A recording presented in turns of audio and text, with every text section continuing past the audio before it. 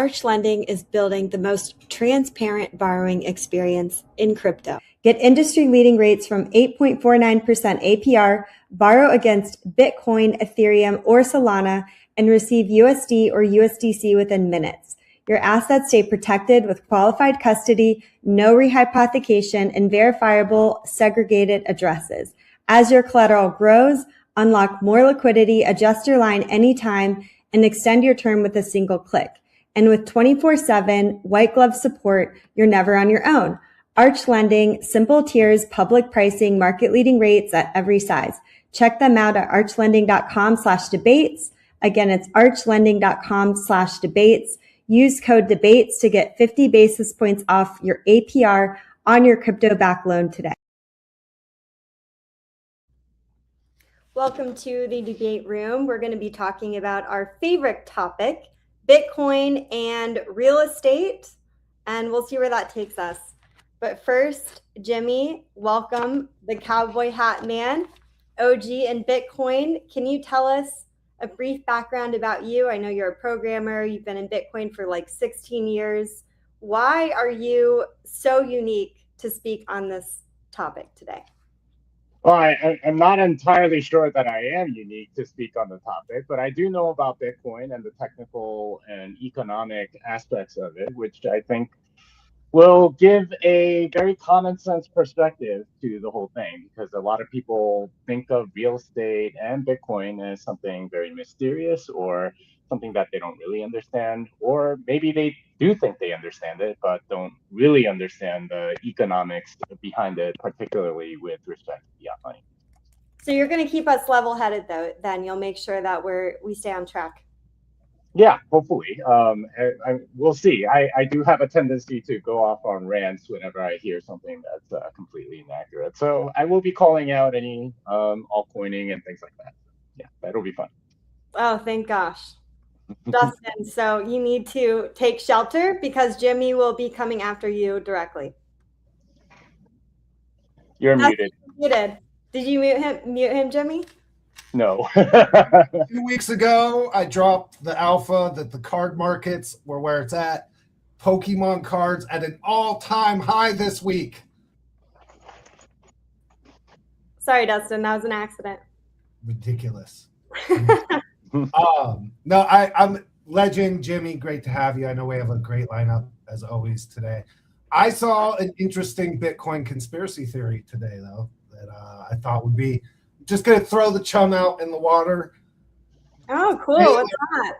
Saylor is secretly buying up what will become the Bitcoin Strategic Reserve for the United States.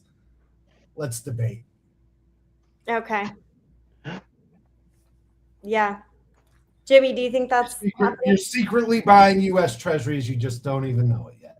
Well, we have no idea, but I not concerned even if he is, because regardless, Bitcoin is for enemies. You don't need any permission from anyone to go and get it, and if he wants to accumulate either for himself or the U.S. Treasury, doesn't matter. Everyone has a right to it or can get it, and if he's accumulating, that's his prerogative. Well, I listen. I think it actually would be brilliant. Like, I am incredibly bullish. I'm with Jimmy. Right? Like, how are we going to fill the strategic reserve? We can't just take it from like criminals. Like, I guess that's probably how they're planning to do it. But well, they could just buy it. That's what the strategic reserve bill is all about. Is the Treasury will just go buy 200,000 Bitcoin a year. I think that would be the way to do it. Oh, we just start printing, like run the printer and buy all the Bitcoin. Let's go. A lot better than Somali daycare centers. I'll tell you that. Shout out to Nick Shirley and his partner Dave on that, by the way. Again, some good recognition. Should I troll? I'm in a very trolltastic mood. The gold statue went up at Trump. Roll away. Those are the best moments.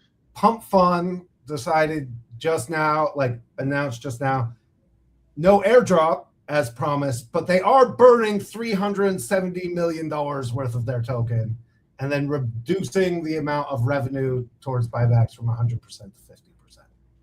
So yeah, sounds like typical altcoin chicanery or stupidity or whatever, trying to look legitimate or make it sound like whatever. But this is a typical central bank like manipulation of the market, and I don't see it as anything different than that. I mean, they'll do one thing one week, they'll do something else the next week. I don't really care. It's an altcoin for a reason. You know what else we could talk about too, Dana, that I think would be really interesting with Jimmy and Leon and the crew? Mm-hmm. The what do they call it? eCash? Mm-hmm.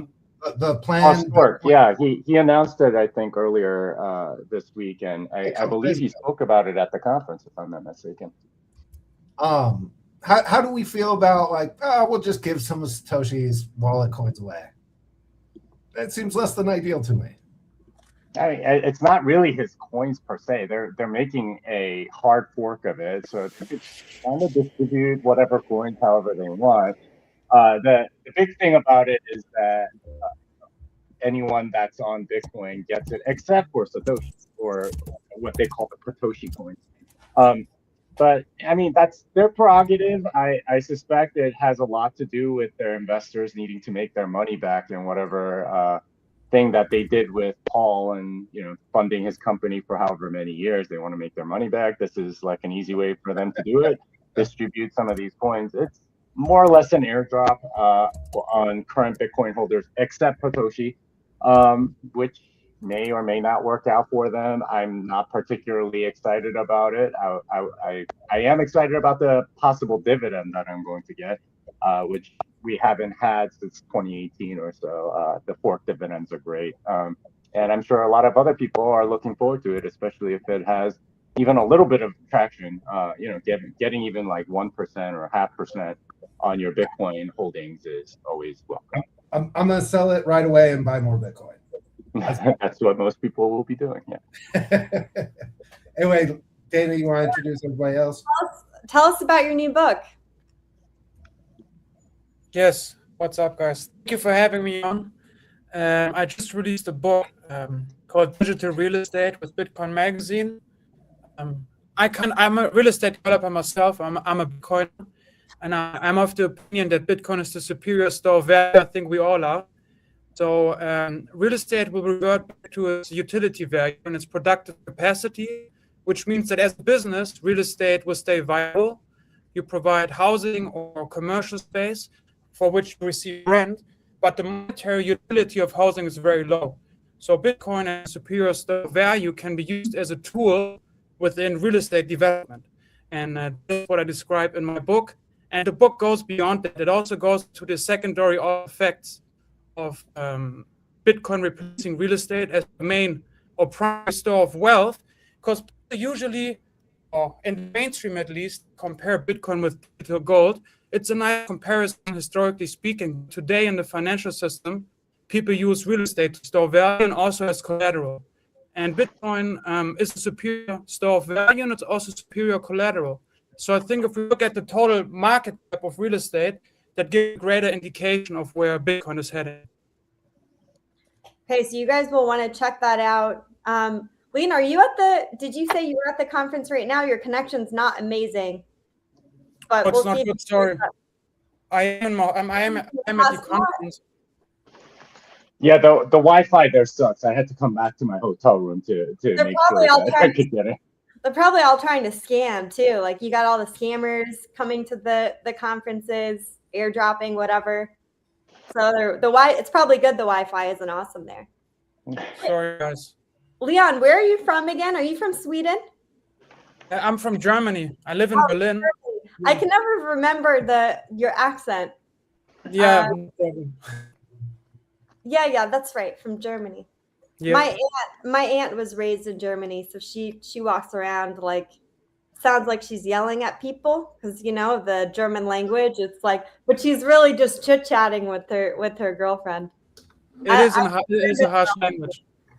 What? It's good. It keeps you on your toes. It does, yeah. Hey Ben. Thanks. Hi, how are you? Joining. Give us a background on you. My background is as an entrepreneur, primarily focused in the real estate industry. I grew up kind of a Robert Kiyosaki disciple, rich dad, poor dad. So even at a fairly young age, I was 14 when I came across his material. I had the fortune of coming across the concept of fiat money from a very young age. So the idea that I was getting into real estate, not simply for the cash flow, where a lot of people would kind of focus, that's really kind of to service the debt. It's really, you're holding a hard asset, a durable hard asset against, an inflating currency. And so from a young age, that's, I used that to kind of direct my life, and went into real estate and built a small portfolio, and came across real estate, or Bitcoin rather, about 5 years ago, and went down the proverbial rabbit hole, connecting some dots. I was in grade 11, and I had an economics class, and I don't precisely remember what questions I was asking, but my professor said, "You're an Austrian." And I said, "Well, how'd you know that?" Because I have Austrian descent. And he's like, no, you're an Austrian economist. And so again, and from a young age, I didn't deep dive in it, but I was aware of Hayek and Mises. And so when I came across the Bitcoin Standard, and all of a sudden this Austrian economics came back into my life, it kind of connected some dots. And so spent the last 5 years focusing my time and energy in the Bitcoin space. And Leon's work, came across Leon's work, and he really put a lot of the words to what was going through my head conceptually. And so found his work very, very inspiring, and putting legs to the ideas that I was having. And so over the last few years have been divesting from real estate to go further and further into Bitcoin, as it is the superior form of store of value. And not yet have I gone into the route of using it as collateral, though I agree it is also a superior form of collateral. Okay. Well, I'm very happy to have you. I know that you go to a lot of the conferences as well. And what are you doing do you want to tell us what you're doing in Canada? So the Canadian Bitcoin Conference has been going on now. We'll be coming up to our 4th year. I was not involved with the conference themselves, the organizers, but I was their first first guest. I was there 2 days early to be available to help set up. And over the years have developed a strong relationship with Daniel and Manuela and Wasim and Nicole. And in this past year, was fortunate to get to speak on the intersection of real estate and Bitcoin as collateral. I got to panel host with Lawrence Lepard, which was a real thrill and an honor, as well as the True North crew. And I am kind of getting more involved with the group themselves in terms of organization. And so we have an event coming up in October that I could speak to maybe further into the podcast. But yeah, excited about that. Okay, cool. So anyone in Canada can hit you up and go to the conference there. And we have Rich, tell us about yourself. Hey, Dana. Yeah, thanks for having me back on. So I've been most of my adult life in the corporate world at NASDAQ, primarily in investor relations and the equities markets. But my own personal investing journey is primarily in real estate and gold. Understanding hard money, but then Ben, like you touched on, the cash flow aspect of real estate. First got involved in Bitcoin in the blow off top in 2017. And then, rode all the way down in 2018, 2019 to start to learn more about it. When March of 2020 hit, it really clicked in my mind that, these gold and Bitcoin guys, everything they discussed, a black swan event comes about, the book gets thrown out, drop interest rates to zero, fire hose the system with money, textbook inflation. I mean, I did major in economics, but you don't need to major in economics to understand what the ramifications of doing that would be. So since March 2020, I became convicted in sound money and went deep down the Bitcoin rabbit hole. Came across Michael Saylor in August of 2020 and really solidified the difference between both gold and Bitcoin, and then as well real estate. Thinking about, it's great, you have a hard asset, it cash flows, but looking at the opportunity cost when one is giving up in storing value relative to Bitcoin, and then that same realization relative to gold, and seeing how Bitcoin improves significantly on all of the deficiencies that real estate and gold have. It becomes glaringly obvious that if you're looking to not only preserve but also grow your wealth, Bitcoin is just the most obvious idea as to where you would want to store the majority of your net worth. So anyway, I've been down the rabbit hole really since 2020, and then I'm active in the Bitcoin communities. I'm at the conferences. I'm in Vegas right now, and yeah, happy to add to the discussion. Okay, so let's get into this. So Dustin, if you want to throw the curveballs and go into another topic, no problem, we can. But I just want to know from everyone first, are we all still early? Jimmy, I know that you think that we still are, even though you've been here for like over, 15 years. I'm going to guess everybody is going to say yes. Am I right about that or no? Is someone like... Yeah, no, you're right about that. Of course we're early. Okay. We're early because the world isn't on a Bitcoin standard yet, and a lot of people are nervous because is it going to go back down? Well, all of the incentives, all of the headwinds are for Bitcoin, and over the long term, it gets better and better for Bitcoin because fiat money printing is inevitable for all kinds of reasons, and that's not going to stop. As Lynn Alden likes to say, nothing stops this train. The money printing will continue. And there's nothing really stopping it. There aren't enough forces, other than maybe Bitcoin itself, slowing it down. And that's it's an inevitable thing. And if you have an understanding of where the economics of the money supply are going, then yeah, you're definitely early. Anytime before the collapse of the fiat system is pretty much going to be early.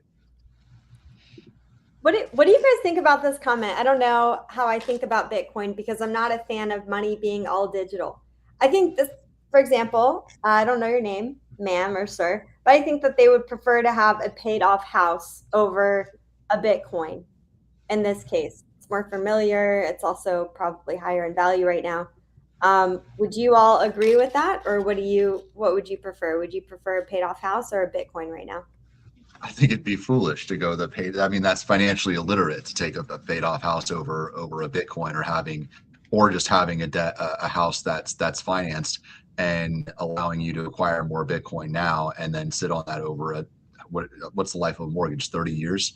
What would happen if you were to take the difference in that mortgage, put it in Bitcoin, and then just make your minimum payments over the course of 30 years? The Bitcoin would appreciate massively relative to the house. So although it gives someone maybe a sense of financial security, then sure. And it all depends on which stage of life you're in.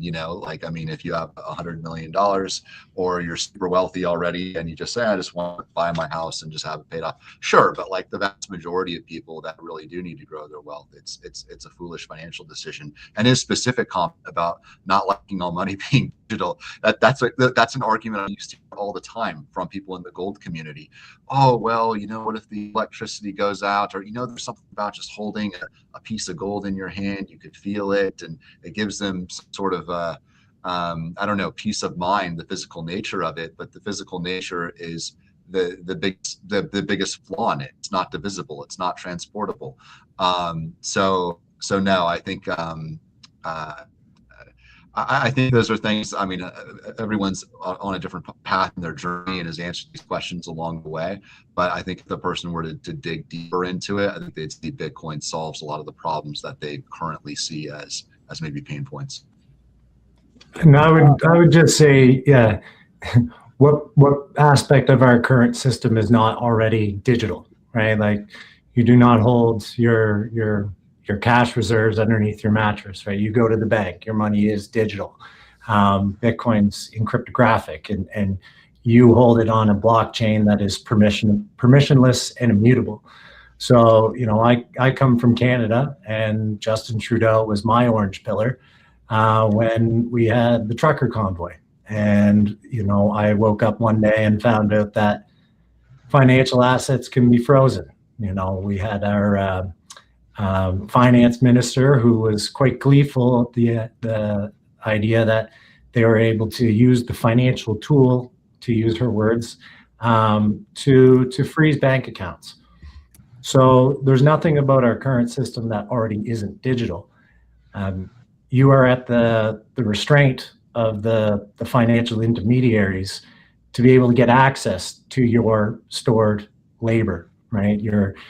The value of your life's work is in a bank where they're rehypothecating it, and it's 90 to 1, or yeah. So it's you have the opportunity to take ownership of your own labor on the blockchain with Bitcoin, and you become a global citizen. You be able to fight back over any oversight or authoritative oppression on your work and your labor. Also, can you hear me guys better now? Yeah. Cool. I just want to add, I agree with you guys, of course. I think I like cash as well. I like privacy of using a credit card all the time. But then you can use Cashew, for example, with Bitcoin. So I think the question of privacy makes sense.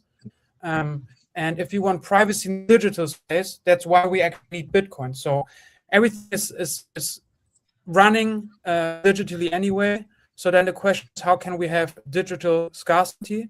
And once we have digital scarcity, which we have with Bitcoin, we need other private layers built adjacent to it. So Cashew, for example, or other tokens that are backed by Bitcoin, they give the privacy of cash in the digital space.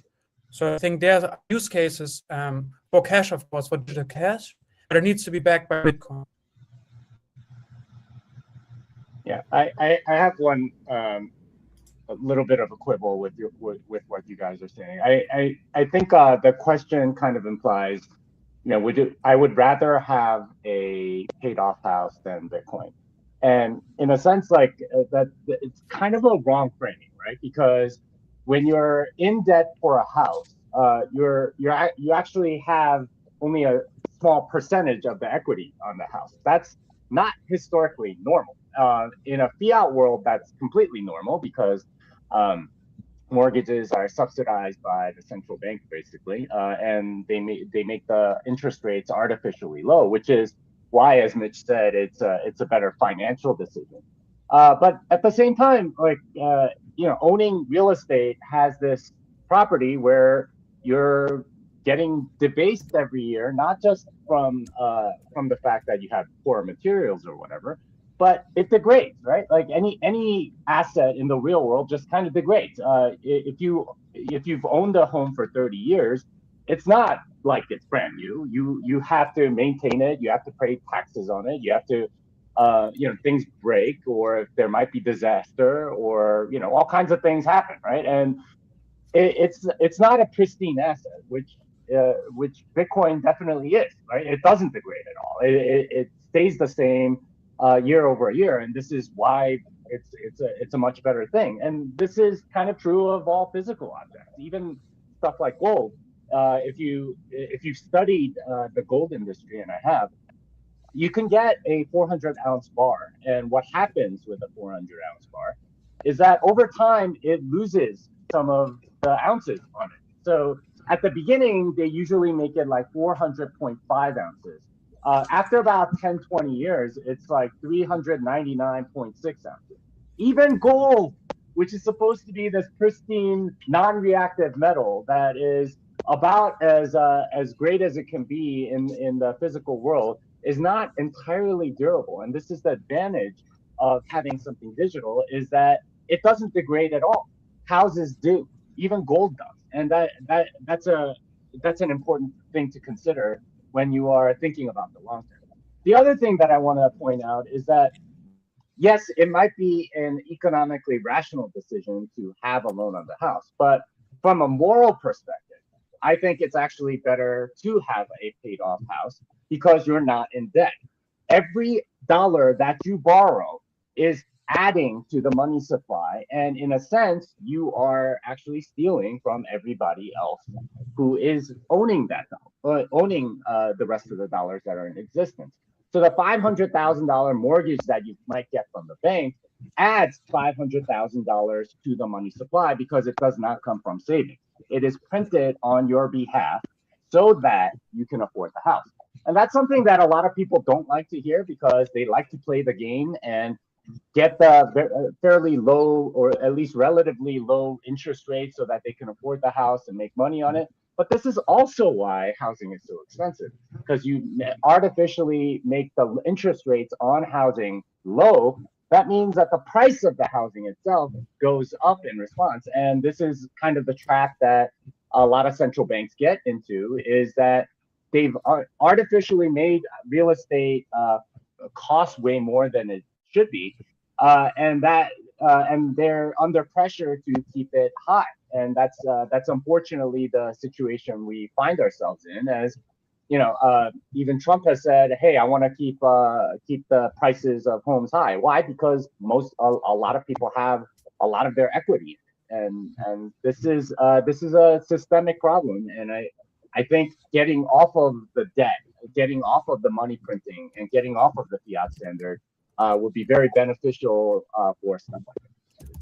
I think to your point, that makes not incurring debt, and I mean, yeah, it's if you can go buy your house outright, then that's certainly a nice feeling. But then the opportunity cost of buying a house outright, the amount of that cost over time in Bitcoin terms is absolutely massive, and it's really hard to make a rational financial decision about actually buying a house versus just simply renting. And just sitting. And this is true of anything that you buy. You could buy a camera. The opportunity cost versus Bitcoin is enormous. You can buy anything, right? And houses just tend to be more expensive, so people are more sensitive to it. But this is just, this is what makes Bitcoin so powerful, in that the people that are selling stuff to you have to have such a high quality of good that you're not willing to part with the Bitcoin unless it is a really good quality thing. And this happens all over in a sound money economy. The houses that are built today are crap compared to the stuff that was built 200 years ago. they're still standing. A lot of the houses that were built 200 years ago in Europe. And the reason for it was because people were not willing to part with their money unless they got really good value for it. And that causes more innovation. That causes people to,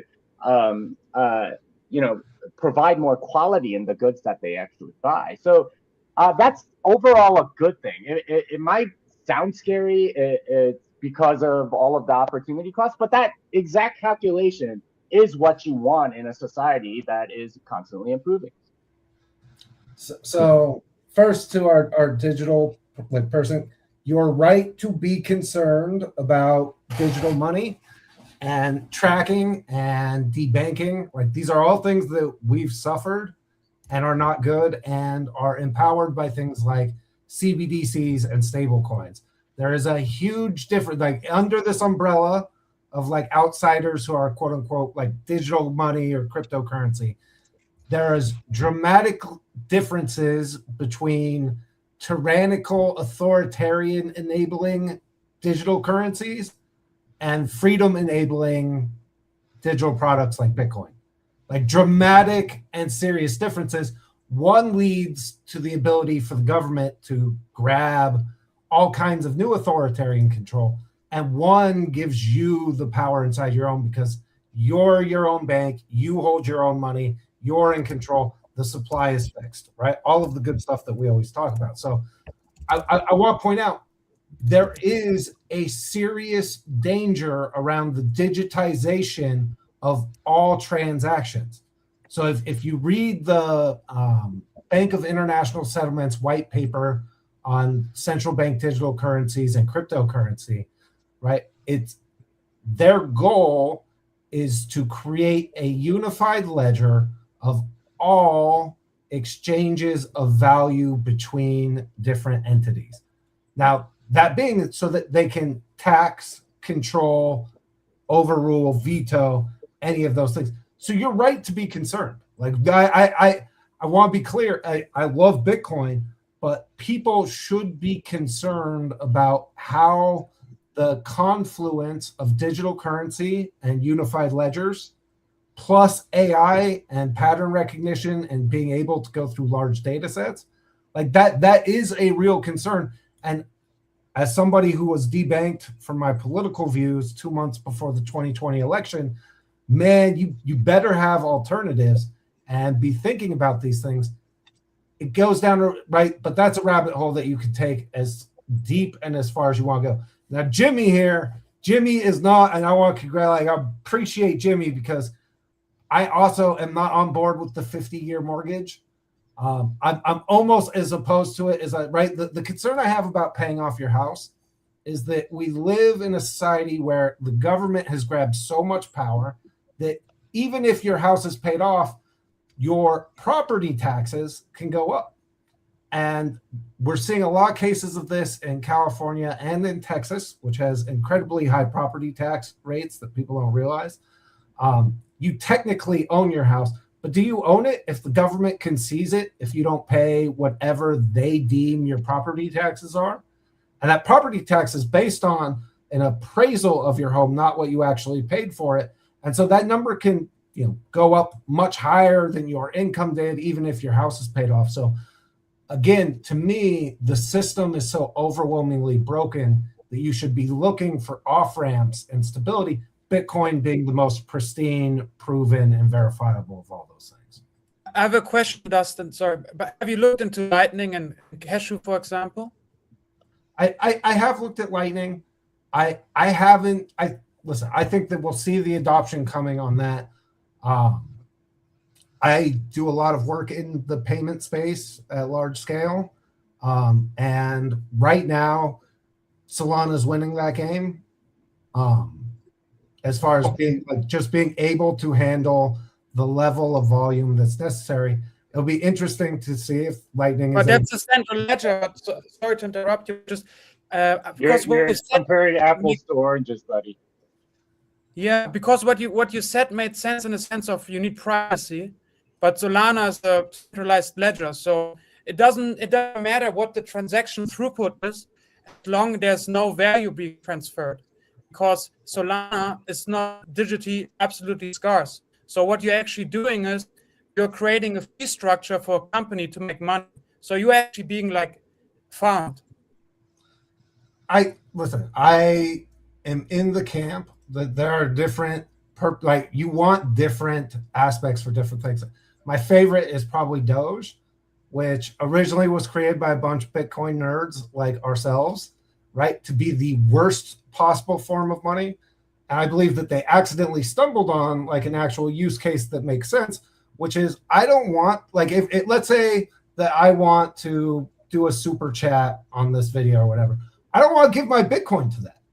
Right? Like I don't want to look back. I don't want to be the Bitcoin pizza guy and be like, I spent a gajillion dollars on 2 pizzas back in the day. Like that, I know we like joke about it, but that shit would hurt me like inside. So Doge with its ever inflating supply actually makes sense for something like micro tipping, right? If I want to send somebody a couple bucks, then I think that'll be it.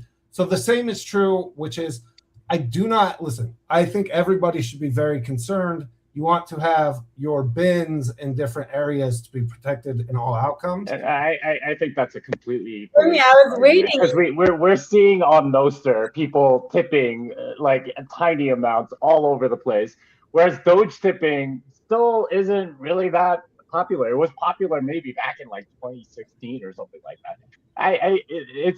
You don't have different currencies for different use cases. You don't use your airline points to go shopping at the grocery store. You don't like having different currencies is a way to trap you into a particular ecosystem. That's all it is. And I don't think there's room for more than one reserve currency or one major currency, at least in a natural setting. Not the artificial one that we have. And that's the way the world was right up until the advent of central banking. Everybody was on the gold standard. Everyone standardized on the gold standard, even though some were on silver, but they were incentivized to go to gold because that's what everyone else was on. It makes trade much, much easier. Now, like, is it like more incentivized to spend when you have a higher inflating thing? Yeah, absolutely. And this is why the Venezuelan bolivar is one of the highest velocity currencies in the world, because it's hyperinflating and no one wants to hold it. That doesn't make it a good thing. That's actually a terrible thing for everyone in Venezuela, especially with the legal tender laws and things like that, which make it so that everyone is forced to lose money and suffer from stealth taxation that inflation actually is, and it's an insane amount of taxation. So I don't believe that different things have different use cases, and I don't think Solana has any value whatsoever. It's a centralized shitcoin. It's a private central bank, and it's enriching the people that own Solana, and that's that created Solana essentially.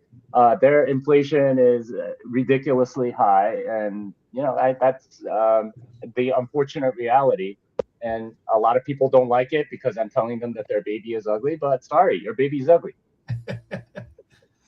Listen, you're not gonna hurt my feelings, but like again, I've been doing this at large scales, and when I look at like if I want to process billions of transactions, am I doing it on Bitcoin or am I doing it on something that has more? Yeah, you could also do it at the Federal Reserve. Fed now can probably do 10 times that, right? Like they have systems that are way more throughput or whatever by being completely centralized. That's not the point. If you want to go do that, go for it. And if you want speed, then like I said, the Venezuelan bolivar has almost infinite speed, right? Like people want to get rid of it. No one wants to hold it.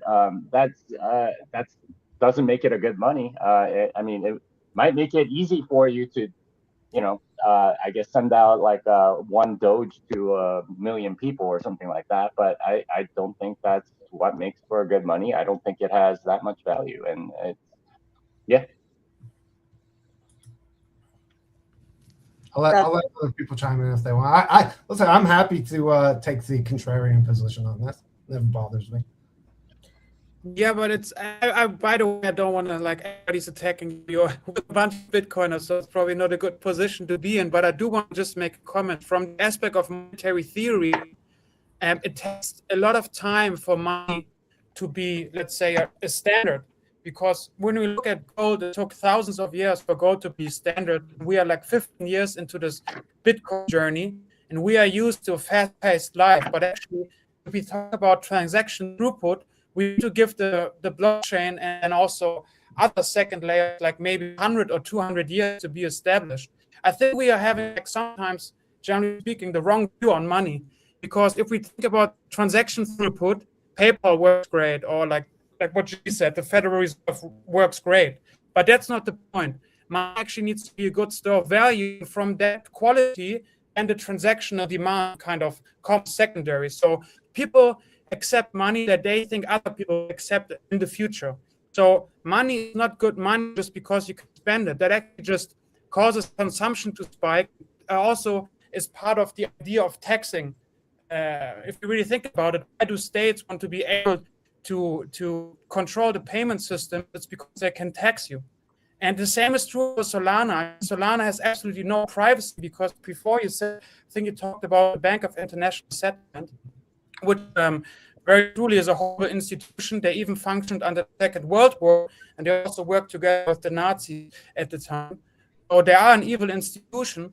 But if we talk about Solana or Ethereum, these are centralized companies. So there's absolutely no reason for me to look at it, even compare it with Bitcoin. It's almost like these are demonized entities that want to kind of make people not see what Bitcoin is. So I do think that looking at Solana, you can look at it, and if you're a trader, yes, you can make a short. If you want to trade Solana, you can trade it, sure, with a short time frame. In a Bitcoin bull market, it might outperform Bitcoin short term, but there's actually absolutely no monetary utility in Solana. So I want to touch on this because the person we were responding to, right, was asking, like, I'm uncomfortable about Bitcoin because I don't want all money to be digital. And I think that's a reasonable concern for a lot of different reasons, right? The biggest being creeping authoritarianism and the loss of our God-given inherent human rights that, like, have been steadily chipped away since the Constitution.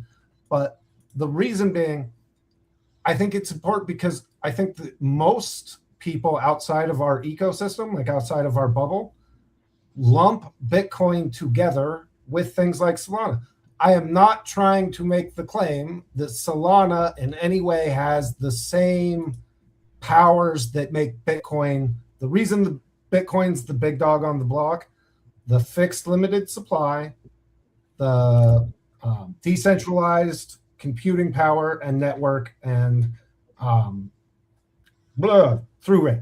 So all of those things that make Bitcoin great, people lump all outside of our ecosystem, though. People lump all of this stuff together. And I think it's important for people to understand the difference between something that empowers regular people like Bitcoin and something that may have real life use cases that solve other inefficiencies and problems in the market, which I see Solana doing. I think Jimmy would love to disagree with that, right? But while it's fixing those things, it's not protecting your privacy and security in any way. And that's something that I think people need to understand. I also think it's something that Bitcoin needs to look at, which is because Bitcoin is so decentralized, and Gary used to say this on the show all the time, we don't have like a fixed marketing team. We don't have coordinated messaging. Our messaging is all over the place.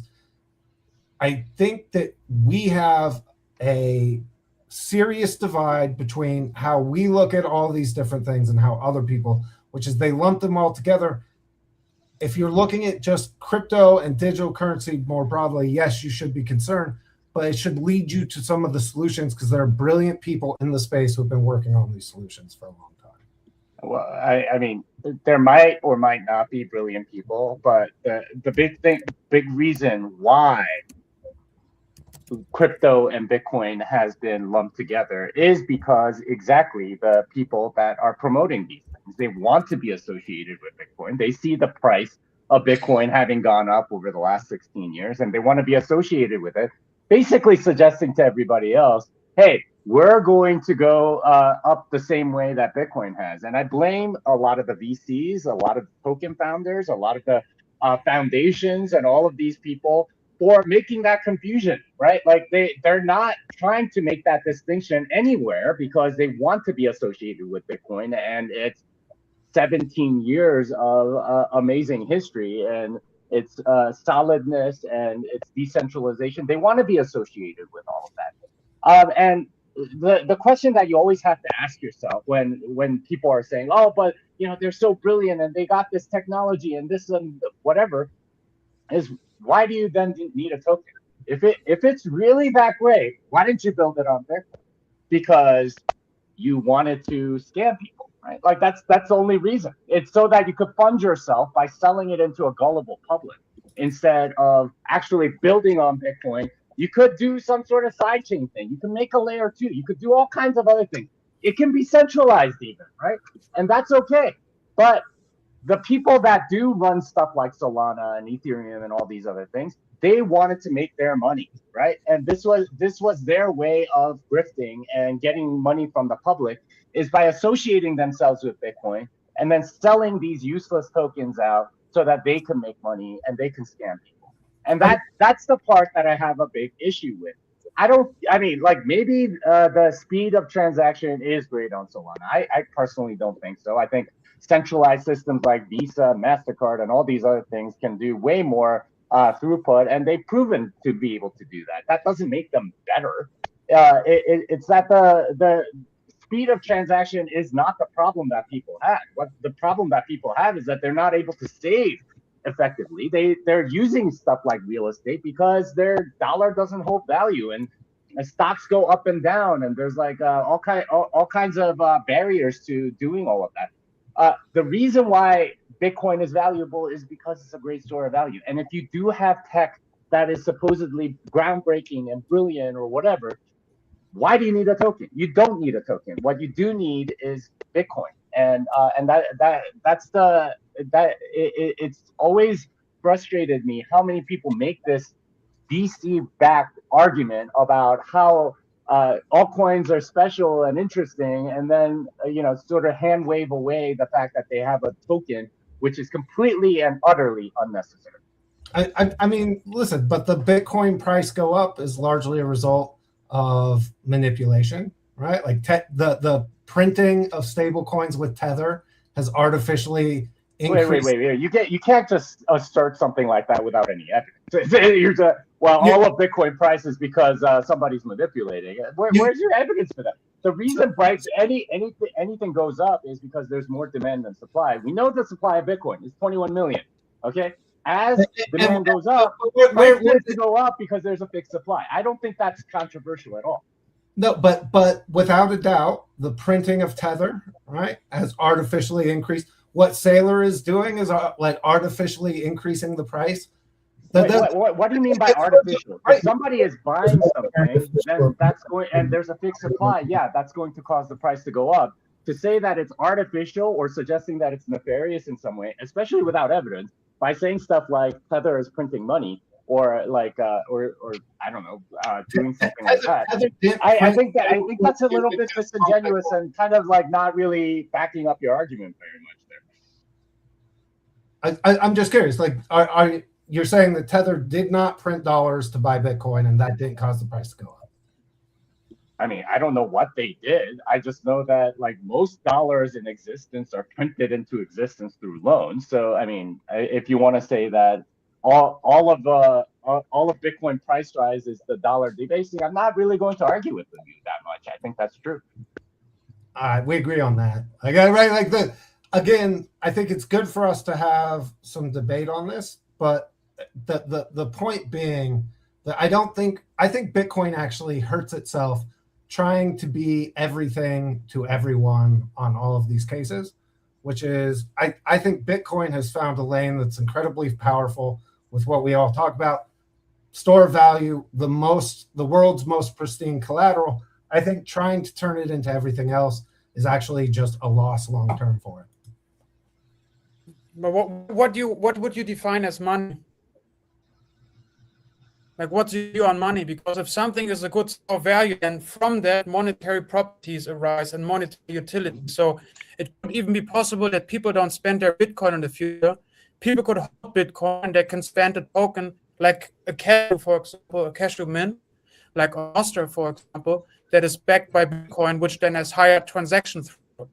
But Bitcoin would serve as the monetary base. So why would Bitcoin by itself need to do all these things at the same time?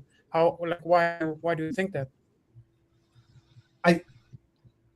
It's not that I think that there are superior alternatives on some of these different fronts. And again, I think when you really dive into monetary policy, the idea that that a fixed monetary supply is always beneficial in all cases, I don't think that holds up.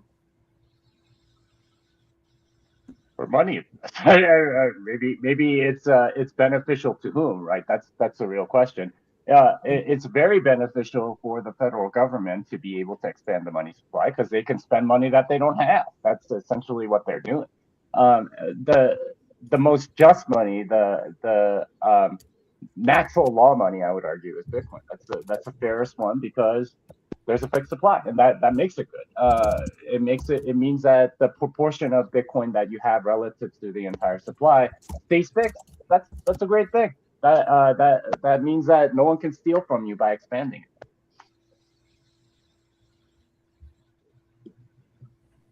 I guess the use case that I would use, right, which is that I've looked at fairly recently, like China's difficulties to stimulate the economy through what we can do in America, which is direct incentives to give because people just like hoard and save. Like I think there are use cases where you want money to be in circulation and not to be different. That there is room for us to bifurcate these different things and these different layers in order for it to make sense. Bitcoin, for all of the reasons of fairness that you just talked about, like, again, that's why I don't want to spend my Bitcoin with people. I don't want to use my Bitcoin to go do my regular daily things because I'm going to have to look at the book 10 years from now and be like, if I just held it, I would have 100x'd whatever I was holding on to, right? I see these different lanes, and I think it makes sense to use them as different lanes. Well, if you really believe that, you would have all your money in Bitcoin, at which point you'd have no other choice than to spend Bitcoin for the things that you need, like food to eat or, a house to rent or a car to rent or whatever. That's like, I guess you have multiple assets and you'd rather spend those first than Bitcoin. I think that's perfectly reasonable. But to say that, it's not people have savings accounts and they have checking accounts, right? Mm-hmm. And your savings account you should be using differently than you are using your checking account. And right, but if the regret is the thing that you're saying, then I think a lot of Bitcoiners fall into this bucket where they hold all their assets in Bitcoin because they think all the other monies are sucky. At which point you would be spending the Bitcoin for your daily stuff. Which people do, and I think that's normal. That's the rational thing to do in the case that you have, and not holding multiple assets and only spending one and saving in the other. At some point, you just sort of run out of the one that you're spending.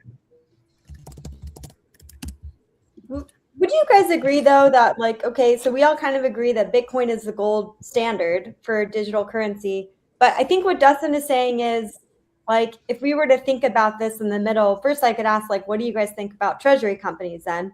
But also, Solana, these other tokens, we don't really know maybe what is going to solve these problems. Jimmy's like, there's no problem, right? Visa fixes it, and these other payment companies can fix this, like FedNow. But is it possible, though, that there will be some sort of token or rewards? I think of these other tokens as kind of like a reward system for companies. And, you can have more flexibility. You can kind of utilize them in our economy to transfer assets and have certain rewards. Maybe you can do it a lot faster. Is there any sort of situation where you see any other solution or different digital currency working for that? Or no, you're just like, no, just Bitcoin, that's it. Well, yeah, I mean, I think the reason companies do it, you can figure that out, right? Why do airlines have airline miles? That's basically the currency of that particular airline. Why do they do that? It's to trap you into their ecosystem. It's so that you won't go to another ecosystem and so on. And you could think of fiat currencies the same way. Why aren't you, why do all these different jurisdictions have their own currency? It's so that you're trapped into their ecosystem and you're not like spending some more liquid currency somewhere else. And that's you could understand it from sort of the authorities' perspective, from the state's perspective, but for the individual, it doesn't gain you anything, right?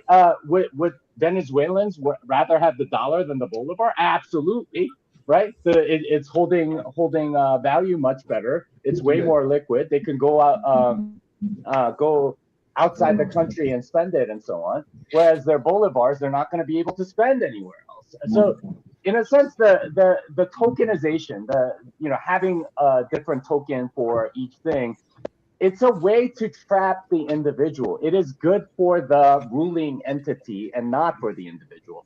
So it's not really solving anything for me or for the people that are using it. It's really for the benefit of the authorities, of the state, of the people that control the currency itself.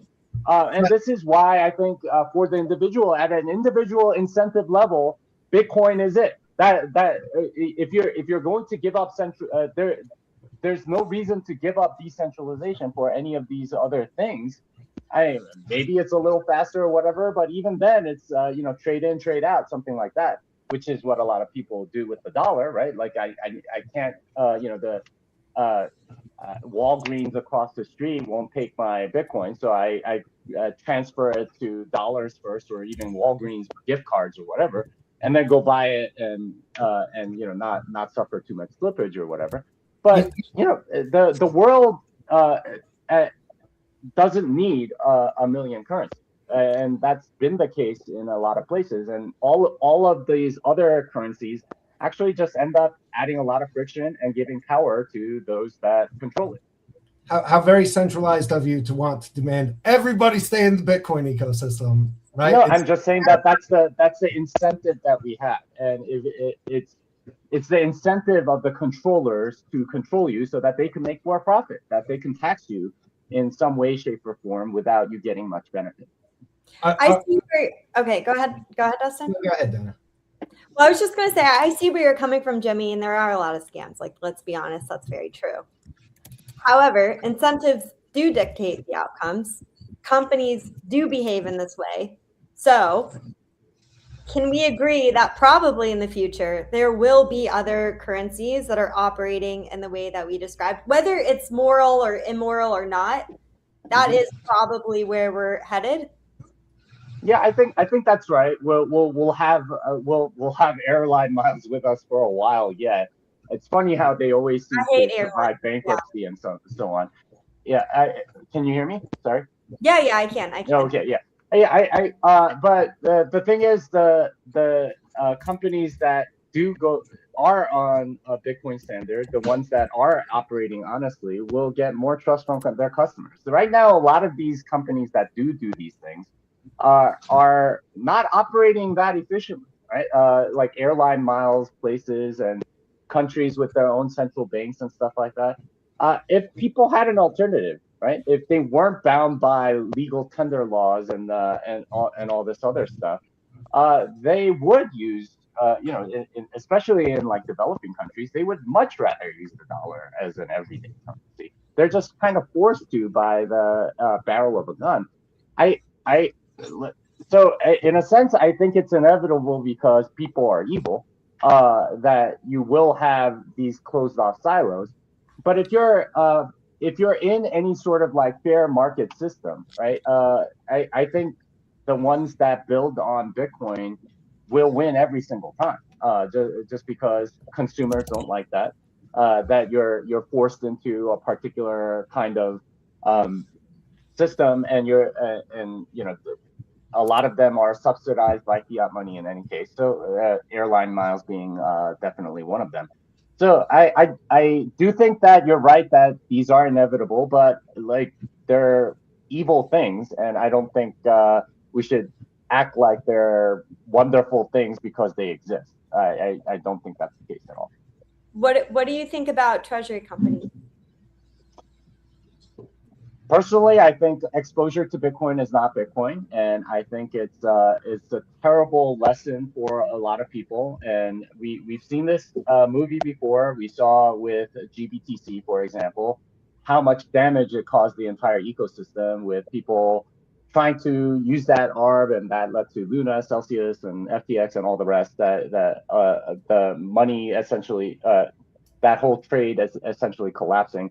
I'm not a big fan of it, and I think it's setting us back in some ways. But ultimately, I think people will figure it out, and they'll learn a harsh lesson whenever something bad happens. If we get, say, like a 6102 style attack, where the government decides to seize all the treasuries of a public company because they need to make up the deficit in some way or something like that. So. Okay, I want to ask all of you guys, if I just dropped $100,000 into your wallet right now, where would you place it? It can be Pokemon cards, Charizard, whatever you want. Where in percentages are you putting that cash? Jimmy? Well, I mean, depends on the time frame, right? I mean, like, is that the only money I have, or is it like mostly say I have other money and this is mostly it's the only money you have. You lost everything in a fire, and now you're starting over and you have $100,000. And the insurance company gives me $100,000. What would I do? No, insurance doesn't work. Oh yeah, sure, something like that. So I would say I probably put 80% into Bitcoin and 20% for day-to-day rebuilding stuff. I'm probably gonna need to go put in a deposit for a house or whatever, and that's mostly for convenience. If it were something else, like this was extra money that I won in a lottery or something, then I would put it all into Bitcoin. Okay, not in Solana. I'm just kidding. I'm just trying to. Good joke, Dana. Good joke. But Dustin, where are you putting it? Well, I mean, obviously, I'm buying a bunch of boxes of Pokemon cards. And then I'm probably going to pay for a nice large clipping campaign for the show, so our views go way up and we get all kinds of fame and celebrity. And then with whatever's left over, I'll probably throw half in Bitcoin, half in Solana. Okay. Ben? And so this is my only $100,000 right now. Your only $100,000 first, and then next you have to say if it's just extra $100,000. Well, I guess I would probably put 25% into Bitcoin and the rest into digital credit product like Stretch, where I would generate yield that would ideally stay at par. This introduces risk. I totally agree with Jimmy. Like, I am a Bitcoiner, a sovereign individual, though. Bitcoin is the most liquid market in the world, but it's not the most accessible. Or acceptable. Like if I go to purchase my food at a restaurant, they're not accepting Bitcoin. So I would focus on my craft and acquire as much Bitcoin as I could. Though I would probably put a large percentage into Stretch, ideally maintaining my par value, generate yield while focusing on acquiring more Bitcoin. Leon? Yes.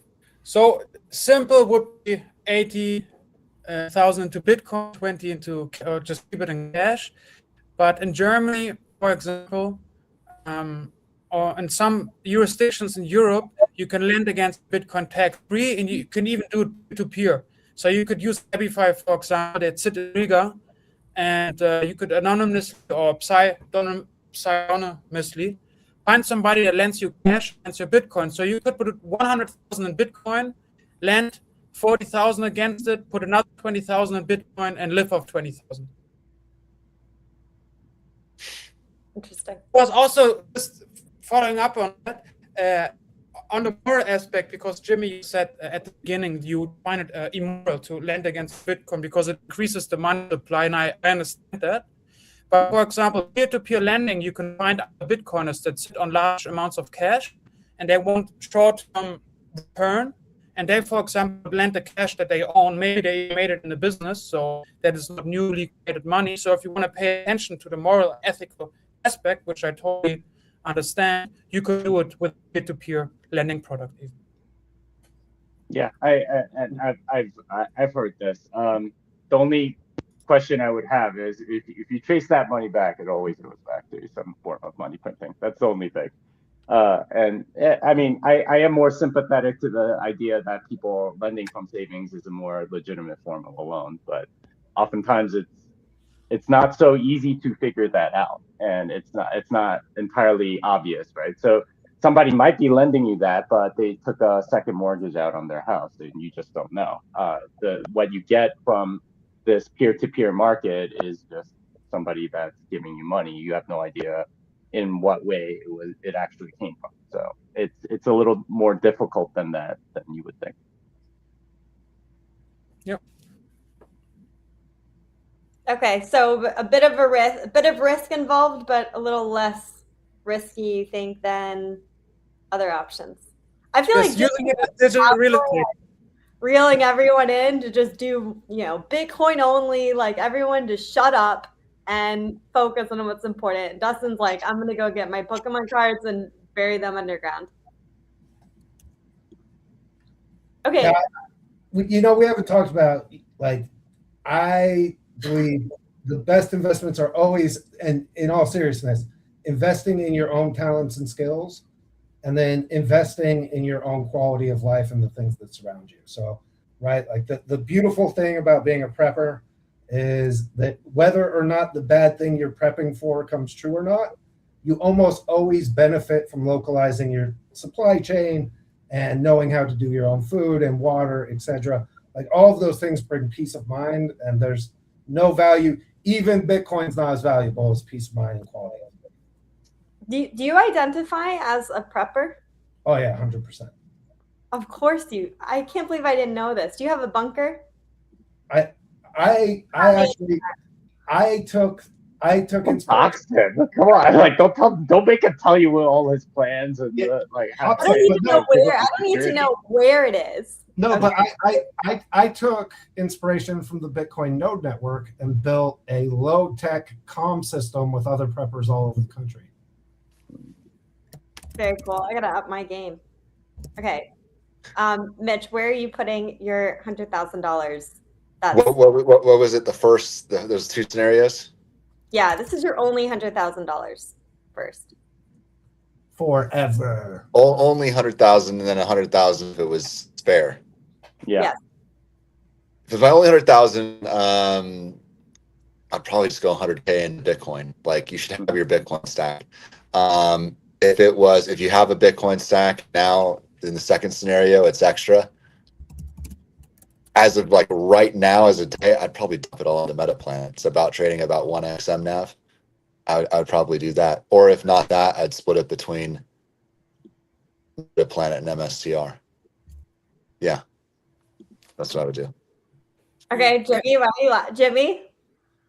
A lot of people seem to like these leveraged Bitcoin products. I'm like much more skeptical of their viability, especially over the long term. Personally, just like there's so many risks that you're taking. The government can seize it. The company can be, doing something shady, or Michael Saylor might die, and somebody else takes it over and sells it. There's so many ways in which it could go wrong. Whereas if you hold your Bitcoin in a hardware wallet, it's only you, right? Like it's astonishing to me how many people don't seem to care that much about self custody. I don't know. Yeah, but I would say it's an equity investment. It's not savings. Bitcoin's it's savings technology, and a stock, it's an equity investment. You have management teams, you have jurisdictional risk, you have every risk that goes along with running a company and entrusting that in other people to the management team to make correct decisions to over the long run create shareholder value and then ultimately outperform in Bitcoin terms, which, I mean, companies like MSTR since BSC started has outperformed, Bitcoin quite a bit, even with this big drawdown. And even going back to the point earlier, are we early? Like I heard you mention, Dana, it's like, well, buy a house, have a paid off house or relative to Bitcoin. Like if someone were to give me that proposition right now, you could have the value of the paid off house or take that entire value and buy it in Bitcoin, but your cost base is going to be 126,000. Say you bought the very top of Bitcoin. I'd rather take the Bitcoin and write it down and take a 50% haircut like that, and hold it for the long term relative to holding a house. And I think with some of these other, equity investment stuff like MSTR and Metaplanet, yeah, I mean, I fully hear you, Jim. I mean, like I believe me, I hear you, and I'm on your side on a lot of that. But I think there can be, if Bitcoin does what we do think it will ultimately do, and CAGR, what we think it will over a 10, 20-year period, if companies like the tier one companies like an MSTR or Metaplanet, can execute over that amount of time span, like it could provide material outperformance for those who are willing to stick around. And I think that's the biggest issue I see in the space right now is high time preference versus low time preference. As Bitcoiners, we should be low time preference focused and looking out for the long term, not trying to get just small wins here or there. But if someone's in it for the long term, I think it could be some of the best performing equities in the entire market.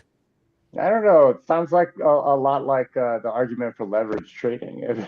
Like that, I get that you get additional yield on it, but you also have the risk of losing it all. And I just don't think that trade-off is worth it, especially when it's dependent on other people that may or may not be acting properly. So for me, self-sovereignty is worthwhile, and the trade-off isn't worth it, especially with all the centralized entities that you end up having to trust.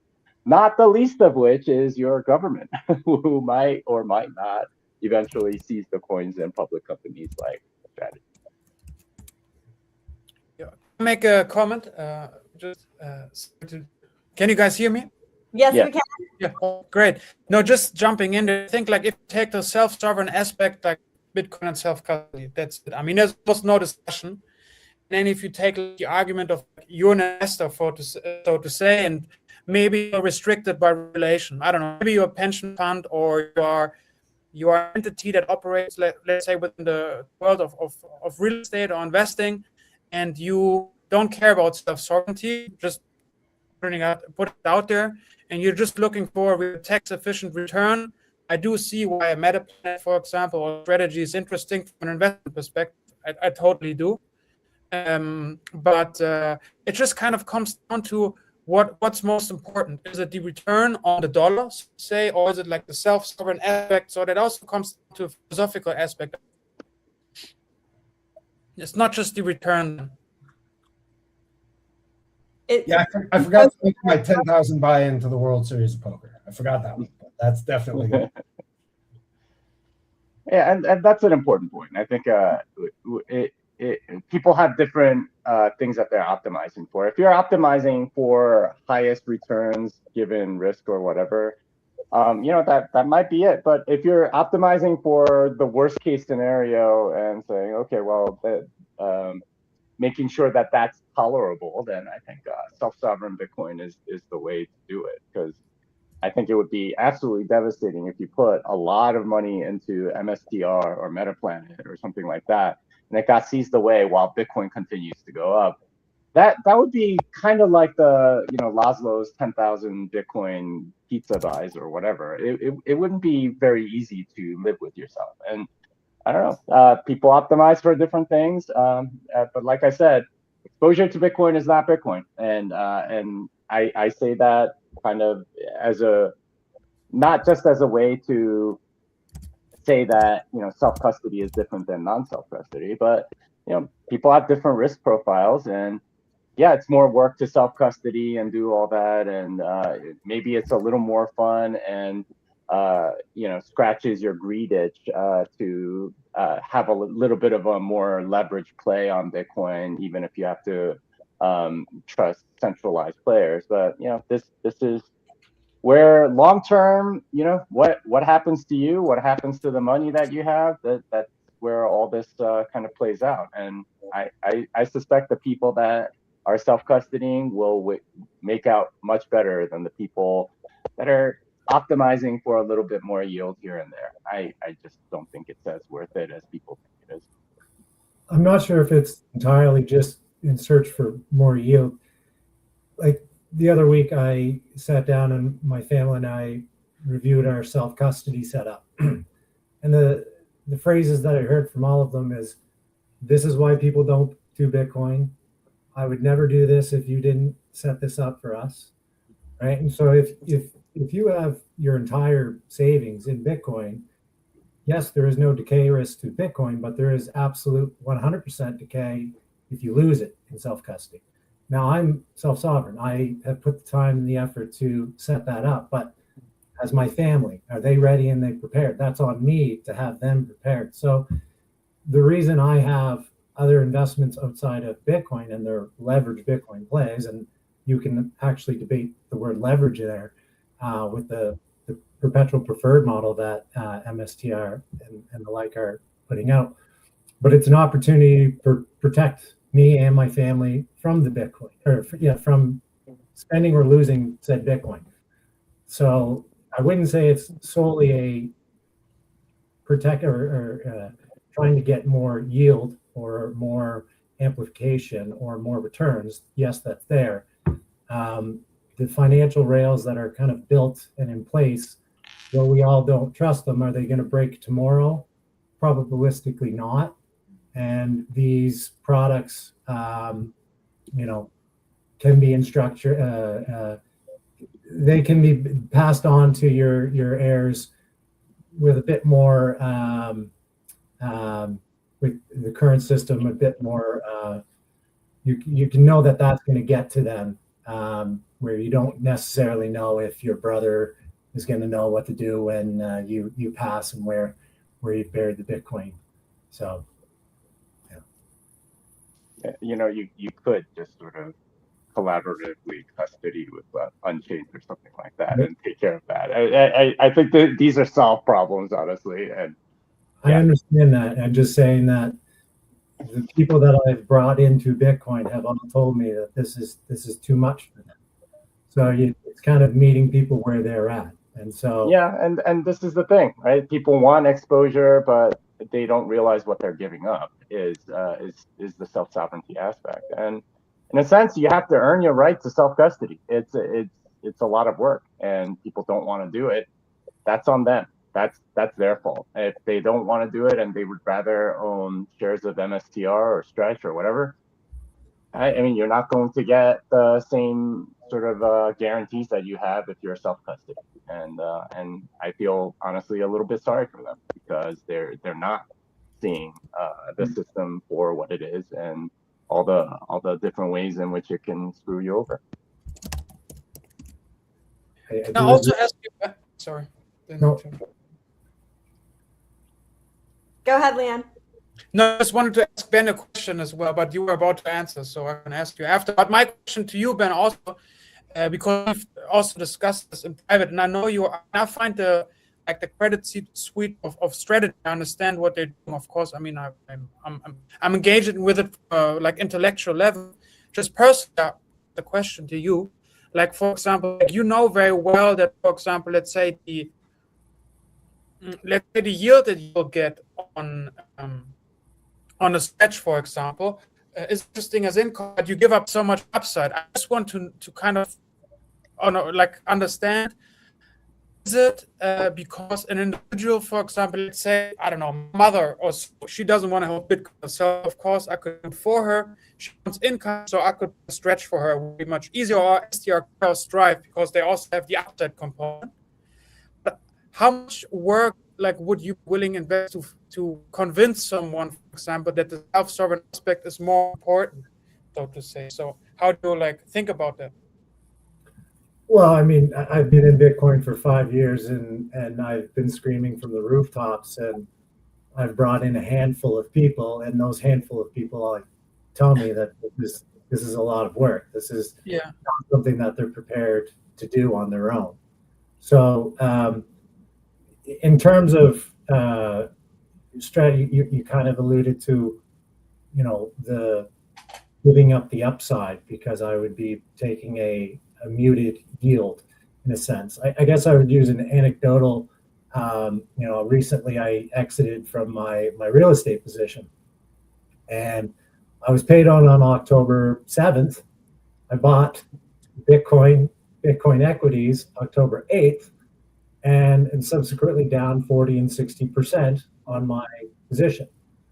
I have to pay taxes, or I just paid taxes, my capital gains tax.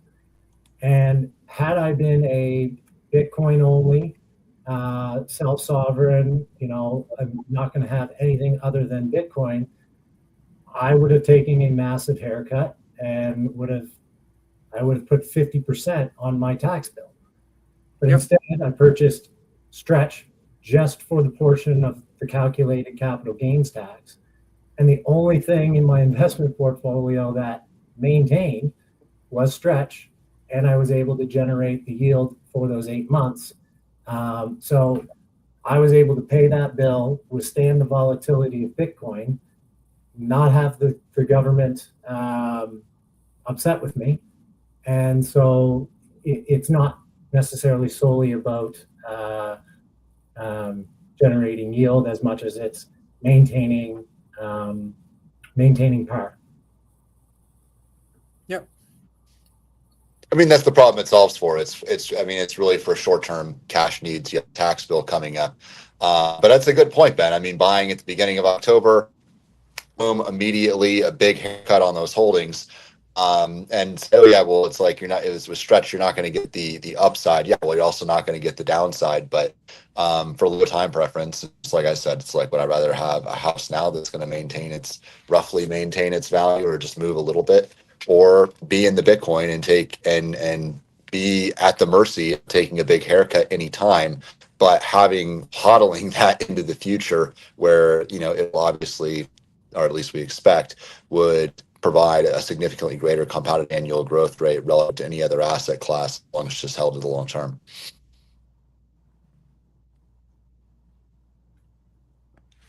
I think this is a really great panel with different perspectives. I hope you guys come back again. I'm going to wrap this up. I know you guys are at the conference right now. A few of you are. So looking forward to hearing how that goes. Remember to follow all the guests. You guys are awesome. Thank you so much for coming. We do debates every Tuesday at 6 p.m. now. So see you next week. Thank you guys for coming. Bye. Thanks, Dan. Thanks. Bye, guys.